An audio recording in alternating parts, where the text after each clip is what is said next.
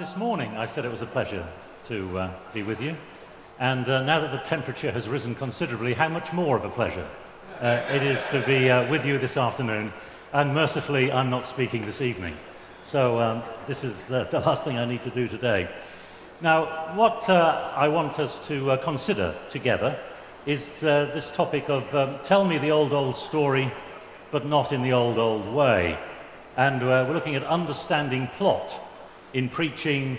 I've put Old Testament narratives, but this could be biblical narratives in general, although the examples I'm going to deal with come from the Old Testament, but we could look at New Testament passages just as easily.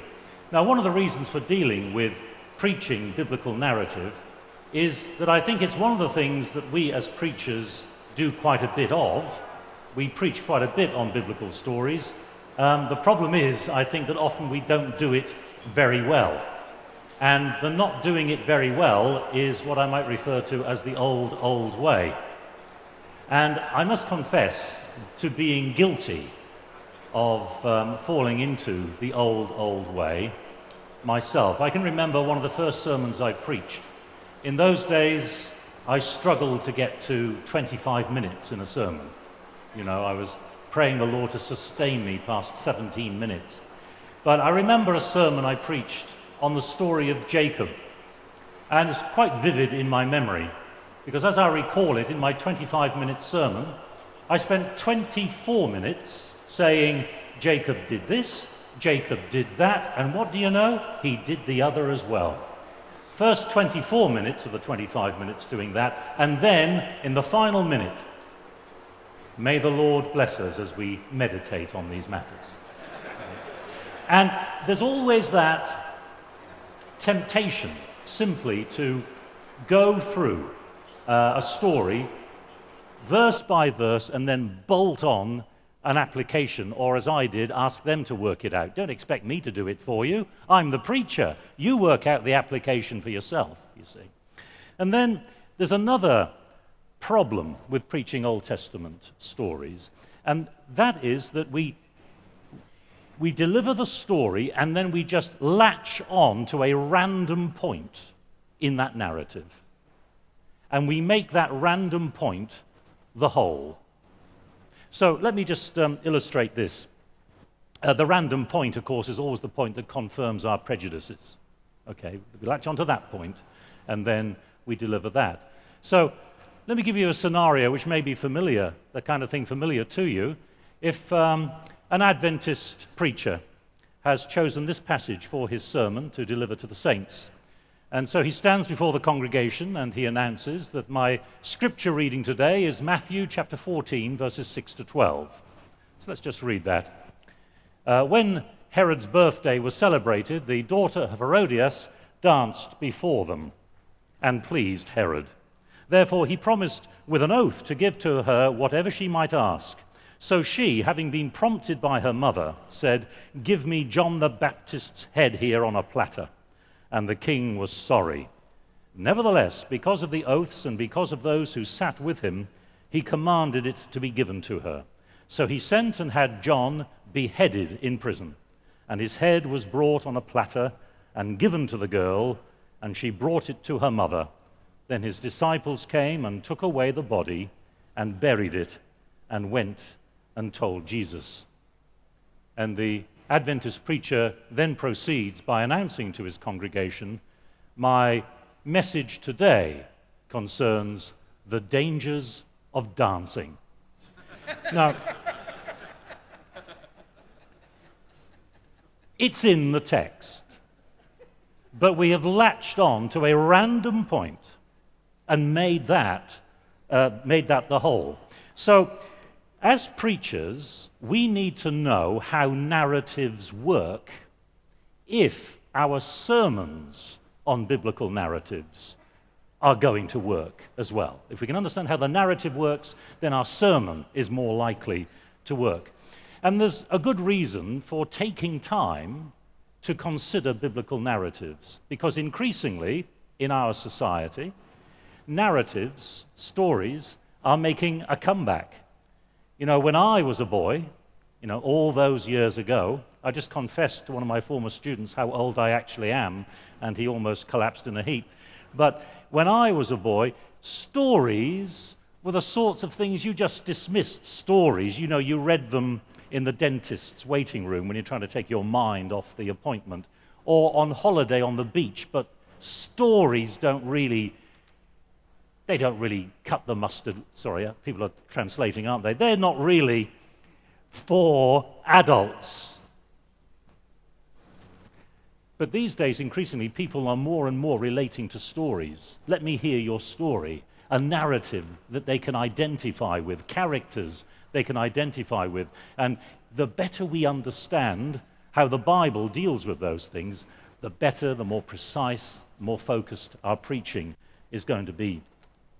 So, first thing I'd say is that we need to preach narratives as narratives. These are not fundamental beliefs of the Adventist Church in story form. We're dealing with narratives, so we need to understand how narratives work. So first of all then, what is a narrative? We're going to start very simply and then work up. What is a narrative? Well, this is my simplified definition of a narrative, that a narrative is an account of events experienced and determined by characters and structured by a plot. Two key elements in a narrative then, characters and plot. We won't have time to deal with both of those areas. What we're going to be looking at in particular is the plot.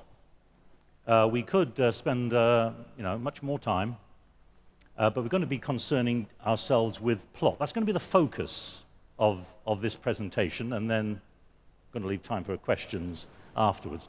So, plot. What exactly is a plot? Well, here's a definition from a standard literature textbook. Plot is, first of all, a constant of all written and oral narrative, in that a narrative without at least a minimal plot would be incomprehensible. No plot, no narrative. And this is true of anything, whether it's in the Bible, it's a biblical story, or whether it's the latest episode of your favorite soap opera, should you watch them. Okay. Any narrative needs a plot. Biblical or non-biblical, we need that plot. So what exactly is a plot, and why do we as preachers need to understand it? So what I'm going to go through now is the classic structure of a plot. There's more than one way of understanding a plot of a narrative, more than one way of doing that. We're going to look at the most straightforward way of looking at it. So a standard classic plot has 5 steps to it. We're going to go through these 5 steps. The main point is just so that we're familiar with it, and then we can then be asking the so what as far as my next sermon is concerned. All right? So we'll go through the steps of this plot, 5 steps in a classic plot, and I'll illustrate each step from a passage in the Bible, that is Exodus chapter 2. So the first thing we have in a classic plot is an initial situation. And with the initial situation, you have information concerning characters, their situation, and so on. And the initial situation requires development or destabilization for the plot to progress. But it introduces us to the basic elements that we need to know. That's where we begin. And then, in Exodus 2, for example, the initial situation at the beginning of the chapter, now a man from the house of Levi went and married a Levite woman. Some basic information about characters, but if I stop the story there, you're not going to be very worried, are you? I mean, we don't have a story, okay? It's an initial situation. Then the next step is the complication. A complication is necessary to get a plot and a narrative moving. And a complication then moves the narrative away from its initial status quo, and it introduces enough tension some element or other to indicate that matters cannot remain at rest. Something's going to happen. And what happens here? Well, the woman conceived and bore a son. And when she saw that he was a fine baby, she hid him 3 months. Now, of course, in order to understand the complication, we've got to understand the larger context. Pharaoh has recently decreed that all baby boys should be killed. This woman gives birth to a baby boy. Is that a complication? You bet that's a complication. So, major complication. The birth of a baby boy, and as a consequence of the situation, which we've just been reading about in the previous episode, she hides him.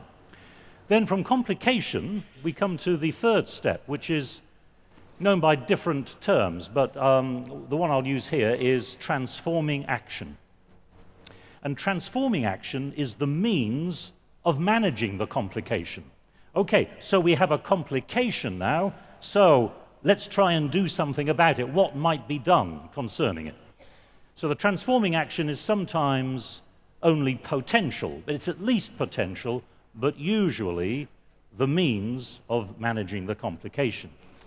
And in Exodus chapter 2, this is fairly lengthy.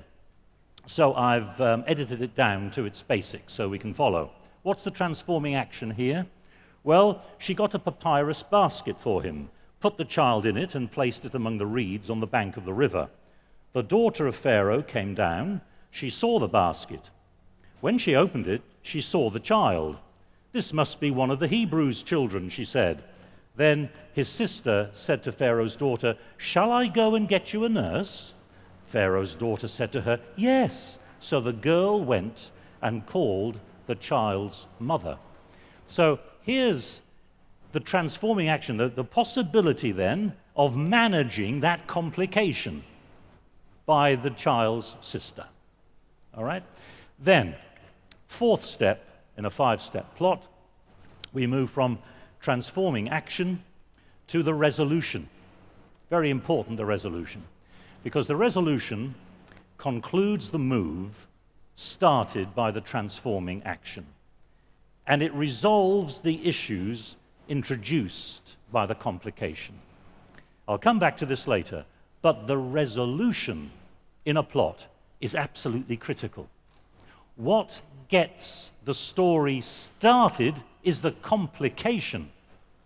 What resolves that complication, well, is the resolution.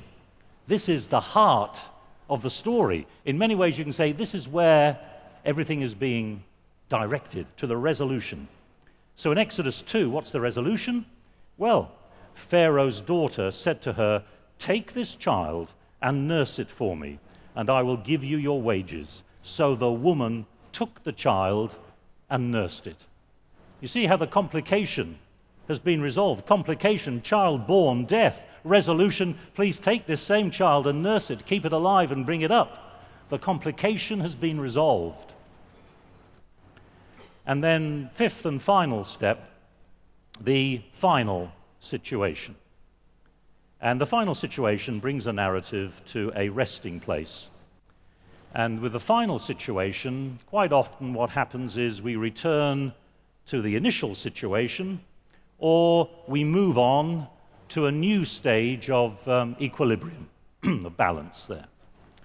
Exodus 2 concludes in verse 10.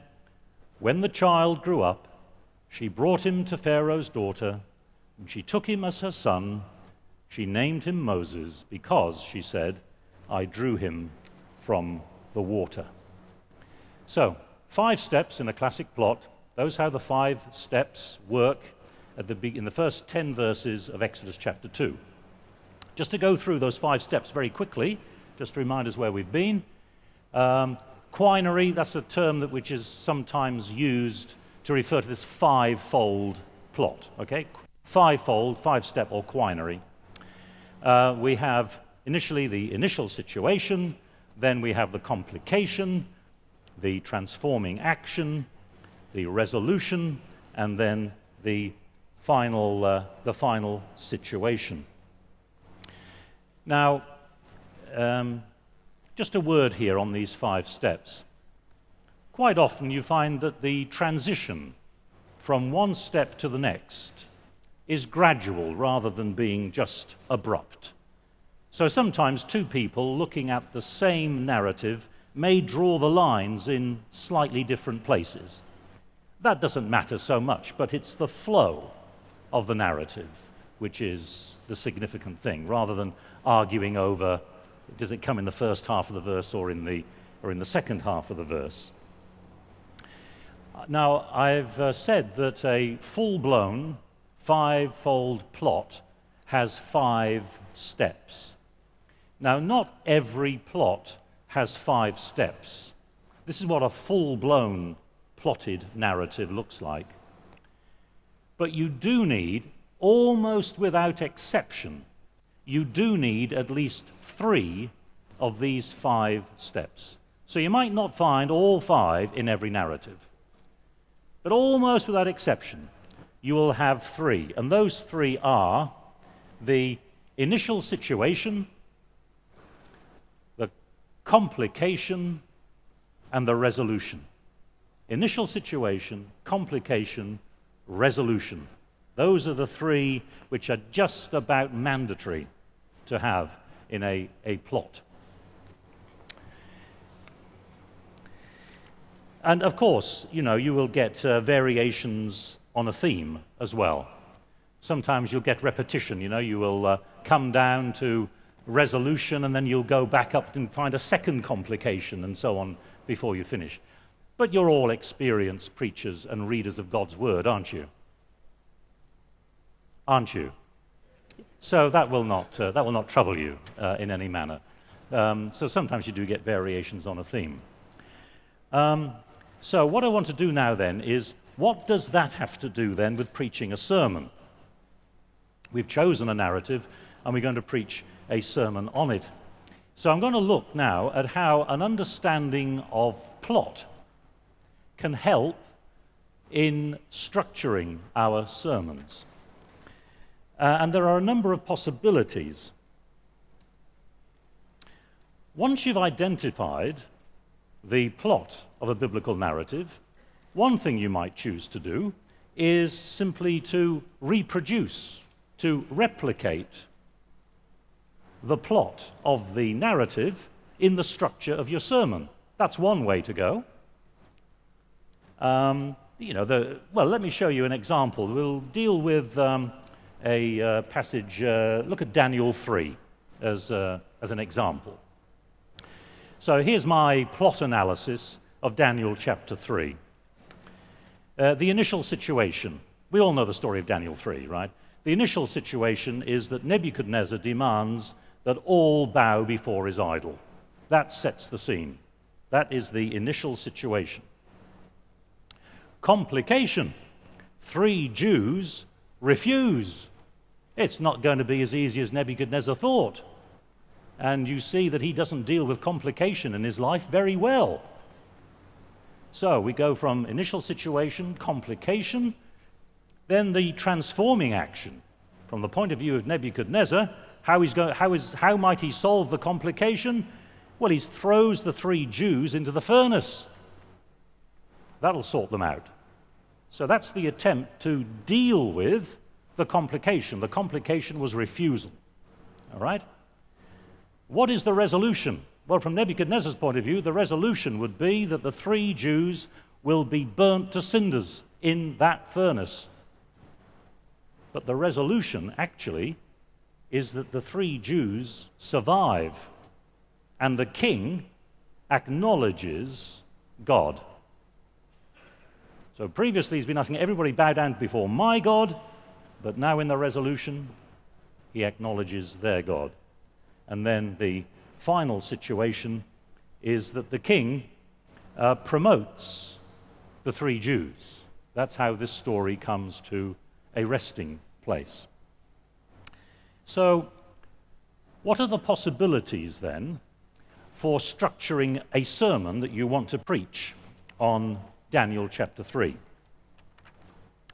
Well, one way then, as I've said, is that you can what I call work through the plot. You work through it in this way. The structure of the sermon will follow the structure of the narrative. I just realized in the heat that we're experiencing that I've probably chosen the wrong passage, Daniel chapter 3. But as long as we can see the fourth person in the furnace, all right, with us this afternoon. The structure of the sermon, then, will follow the structure of the narrative. And so what we can do, these are merely suggestions of how we might use a plot, by the way. They're not hard and fast rules. We can move from the world of the text to the world of the congregation at each step. So here's our passage. We work through each step of the plot, and after we've dealt with each step of the plot in the world of the text, we then move sideways to the world of the congregation. So one of the purposes of doing that, then, is that the biblical story becomes the worshipper's story. They're identifying with that story as it develops. So let's see how this might work in practice, in broad outline. We're working through the plot. We've got the world of the text, and we've got the world of the congregation. All right? So, world of the text. This is Daniel 3. You remember the initial situation? Nebuchadnezzar demands that all bow before his idol. Then, move from there to the world of the congregation. And we ask in that initial situation, what challenges face us? We've seen what challenges face the people there. What challenges might face us of a similar nature on this Sabbath morning? Then back to the world of the text. The complication in the world of the text is that the three Jews refuse to obey. Elaborate on that until we come to the complication in the world of the congregation. What should our response be when our faith, when ethical and moral problems such as they faced occur in our lives? Back to the world of the text, the transforming action. The king throws them into the furnace. Then back to the world of the congregation, transforming action. What might we expect as a response? If this is how we operate in the world, how might we expect people to respond to us? In the world of the text, the resolution. The three Jews survive. The king acknowledges God. And then in the world of the congregation, how might that work out for us, do you think? What might we expect as the resolution of the issues which arise in our lives? And then, of course, you have the final situation where the king promotes the three Jews, and in the world of the congregation, a final situation, you'll make concluding remarks appropriate to bring the sermon to a resting place. Now, I admit that simply working through the plot might not be the most imaginative use of the plot. It might not necessarily produce the most imaginative sermon, but it is 1,000 times better than my early sermon on the story of Jacob, where I simply stagger from one step to another all the way through. There's an awful lot of it as well, by the way. You stagger all the way through the narrative and then say, may the Lord bless us as we contemplate these matters. At least what is happening here is that the shape of your sermon will communicate immediately with the congregation. Why? Because every one of us has got a plot-shaped space in our brains. The plot that I'm talking about is found across all cultures, almost at all times. Everybody knows what makes a good story. So we're not saying to our congregation, and now let us move on to the transforming action. No, you just tell them. They will understand.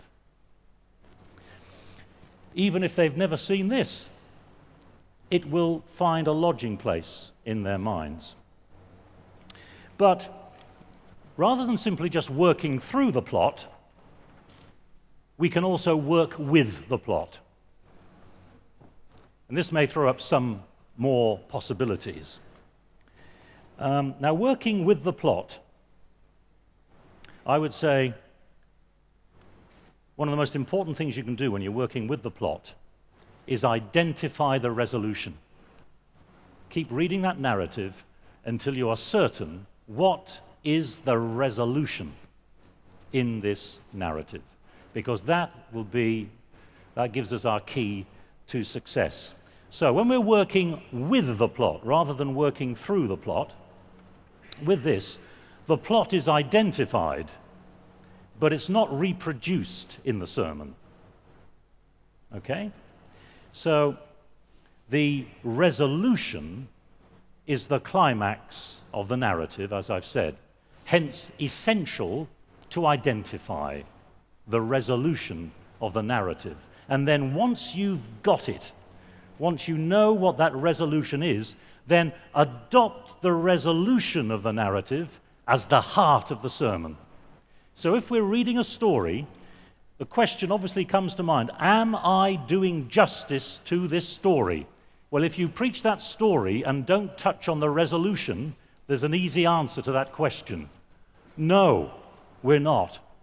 The resolution is the heart of it. Identify it, grapple with it, and present that as the heart of the sermon, and you know you're doing justice to that to that narrative. So what you do then, you allow the resolution to determine the direction and emphases of the sermon, just as the resolution does in the narrative itself.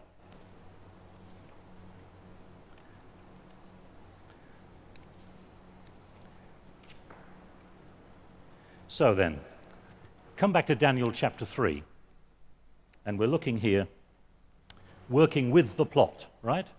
How might we work with the plot if we come back to Daniel 3?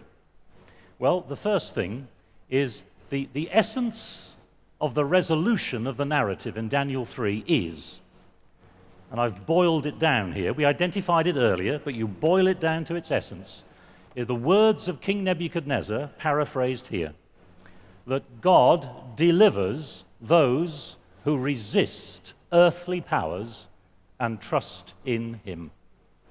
That's the essence of the resolution of Daniel chapter 3, once those 3 young Jews have escaped unhurt from the furnace. So there's the essence of your resolution. What do you do with it? You adopt it. Adopt that as the single, narrow, dominant thought or theme of your sermon. When I'm teaching a class on this, I refer to this as the SNDT, the single, narrow, dominant theme. I recognize that won't translate necessarily, but a single, narrow, dominant theme or thought, I hope will. And then use this theme as a filter for the entire narrative. There's an awful lot in Daniel chapter 3. There are an awful lot of places you could go. What did an ancient Babylonian furnace look like? I wonder what the temperature was. I wonder what they were wearing. All kinds of things. Do not be tempted.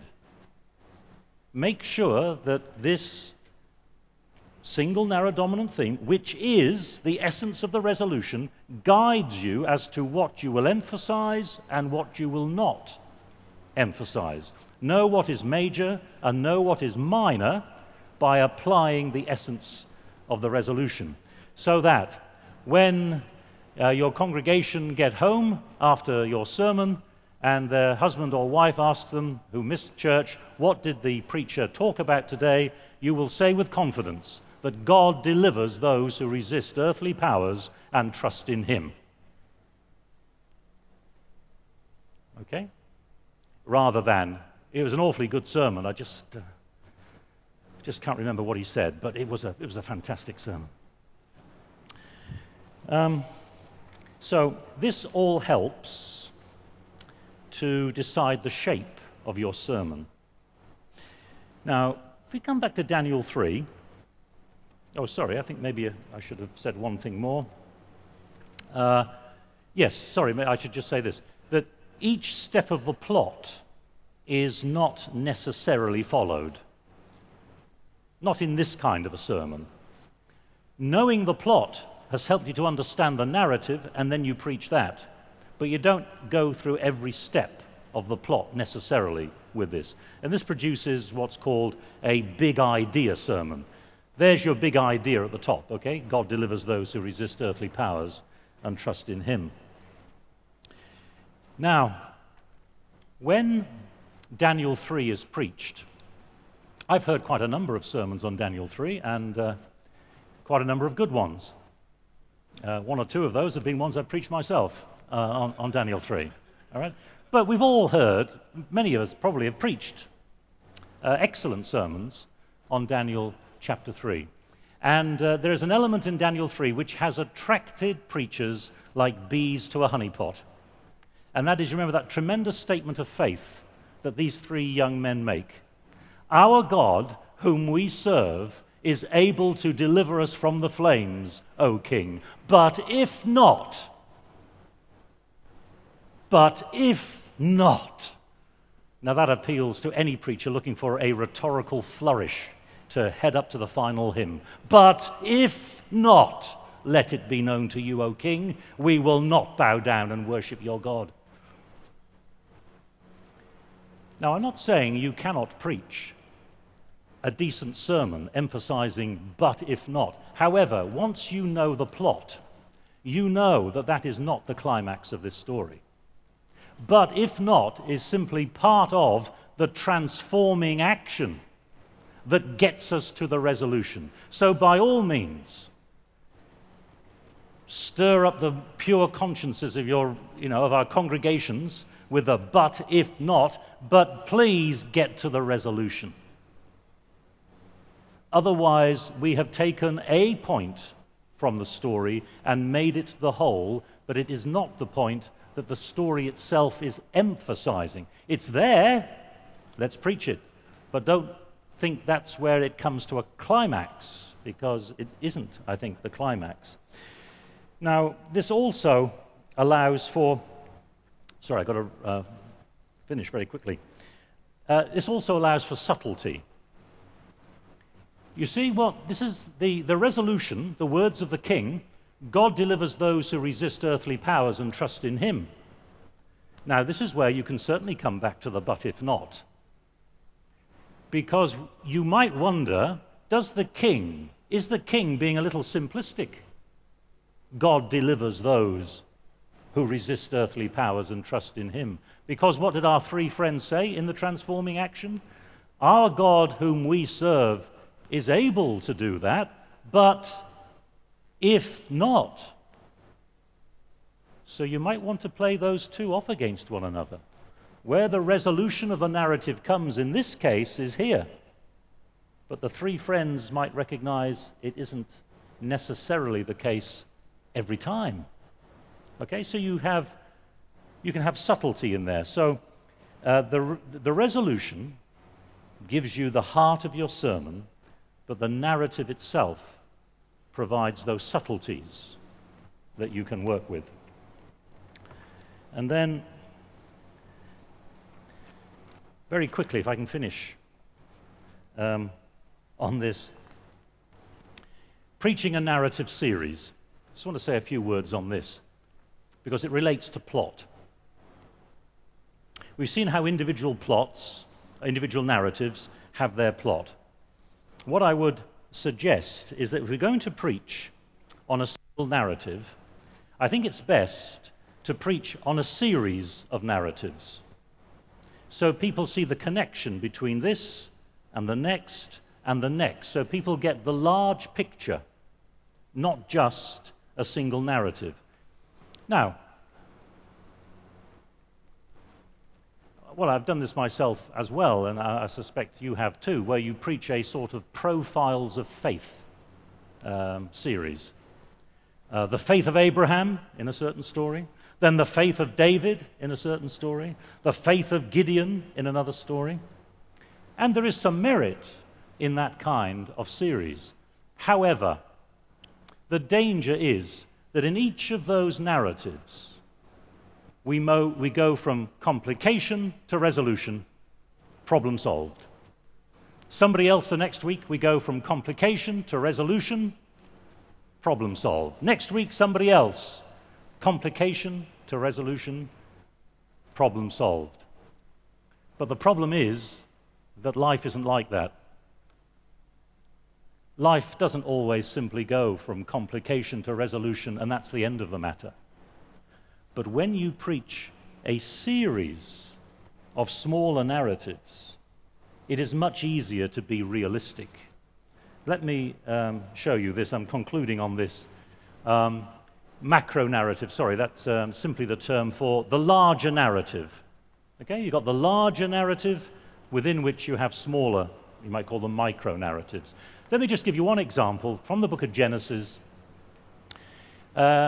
These are three consecutive narratives.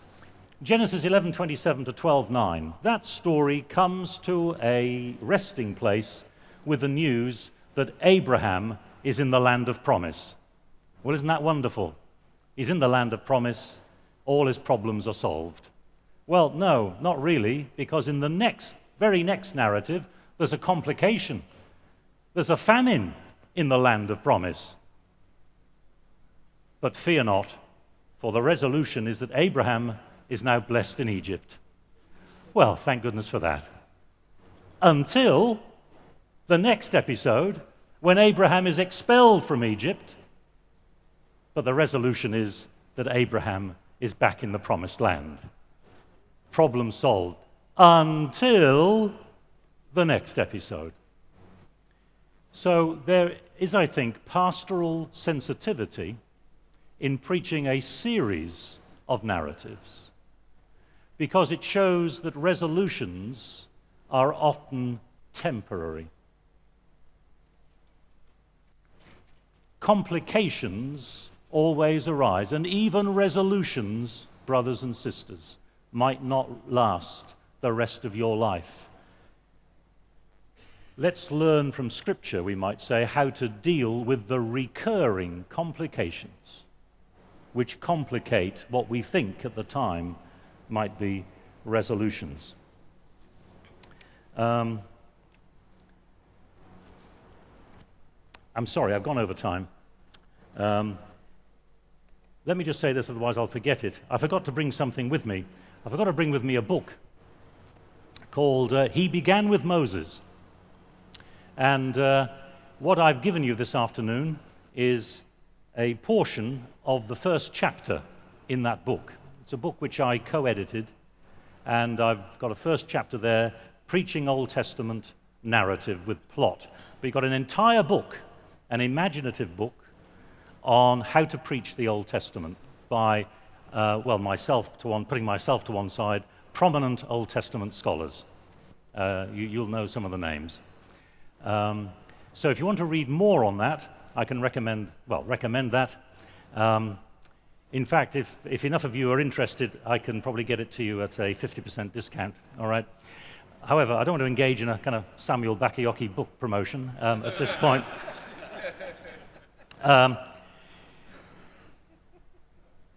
Yeah, I've said enough on that. Right.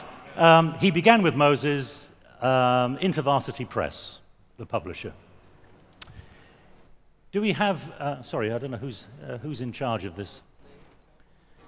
Do we have 5 minutes for, we don't have 5 minutes. 5 minutes for any observations, questions, complications, or resolutions? Yes. Sorry, are we getting a microphone? We've got a question just in the middle over here.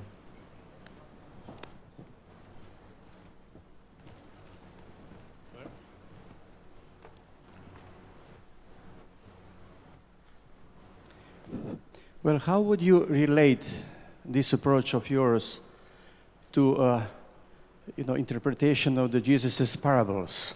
Mm-hmm. Because by all means, you see, they are fine narratives. Yes. Well, with the parables, really to get a narrative, some of the parables are parables, but some of them are just short and pithy. But certainly with some of the longer ones, you know, the Good Samaritan, prodigal son, these will be structured in just this same way. Yeah, so when a parable is a story, as a narrative, you can apply the same principle there. So, as I said, I've been using Old Testament examples, but it's any narrative because plot is what makes a narrative, wherever you find one. In any culture, just about. There's a question down here.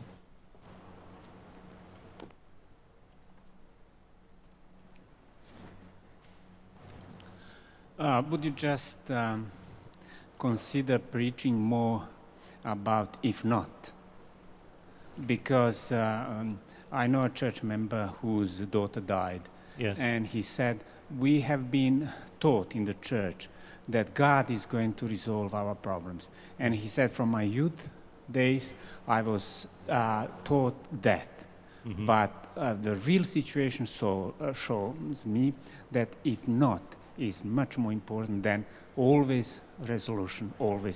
Yes, that's quite true.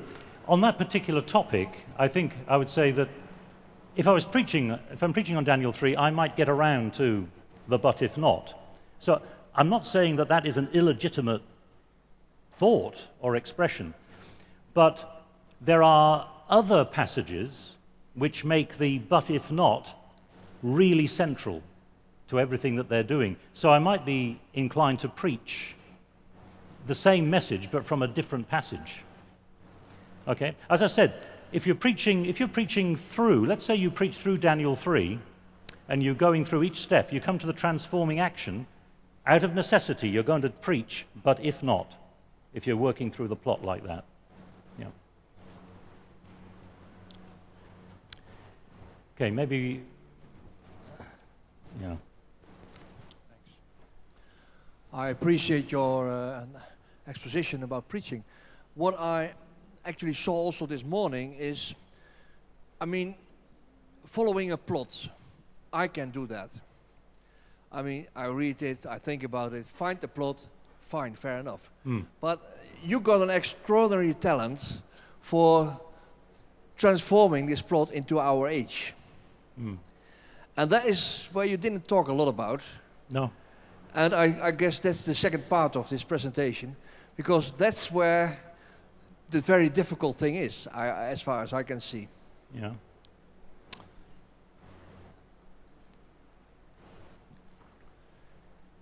Well, I think all preachers need to discover themselves rather than to deliver what they think the church wants. I can remember the moment when that dawned on me. I was at Avondale College. You know, I've been a pastor a few years. I was off in Australia teaching, and I was walking home from college thinking about a sermon. And as I was thinking about it, the sulfur-crested cockatoos were flying overhead. And for some reason, all of a sudden, the penny dropped. And I thought, oh, I can preach like that, because that is me. I think that's the important thing. So with all the technical understanding of plot and everything else, discover yourself. And I'm going to say something which I may know some of you will disagree with, but I don't believe that a sense of humor only appeared on earth after the fall. I don't think it's evidence of human sin, because we were made in the image of God. And as I look around this tent, I'm convinced that the Lord has a sense of humor. Okay. So one of the things about narratives that I've discovered, is the use of humor within the narrative to make a serious point. Some people feel, and again, I'm sorry if this is disagreeing with some of you, but some people feel that it's inappropriate to use humor in a sermon because this is deadly serious. I think it's sometimes easier to use humor to be deadly serious. than simply to be deadly serious and everybody switch off. So it's picking up cues from the narrative. How can this narrative be incarnated in 21st century Netherlands, Britain, Afghanistan, or wherever? But we have to be ourselves, you know? Well, I appreciate that you bring that up, because that means that you have to do a lot of self-development Yeah, in order to bring a sermon. yes. It's not just theological development, but you need self-development. Yeah, so the point just being made is that it isn't just theological development or skill development, but self-development, knowledge of ourselves. I forgot who said it now.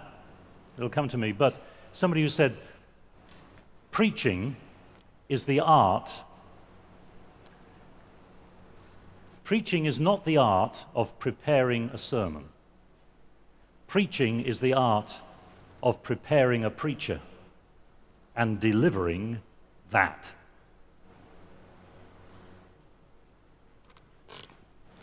I think we better maybe take this as the last question, because I realize you're all... Well, I have the second part of my question. You know, if you work through the plot, then by all means, with Jesus' parables, you are risking, you know, to do allegorizing. And that's why it is very important, you know, to determine about the main point of reference in the parables. So also, you know, if you work, you know, in the Old Testament narratives through the plot, could you actually, you know, be allegorizing, which is not actually very plausible, huh? No, because I wouldn't be allegorizing, because a narrative is not an allegory. A narrative isn't an allegory. An allegory is something else. It has its own genre. So I don't think I'm in danger of misinterpreting a story. If a parable is in the form of a story, I don't think I'm in danger of misinterpreting the parable if I understand how the story works as a story. And yes, I haven't been talking about allegory. I'm not saying, you know, each of the three young men in the furnace represents the Father, the Son, and the Holy Spirit. Not that kind of allegorization. I'm not talking about that, no. I think our time is up, and thank you for your patience and persistence. Thank you.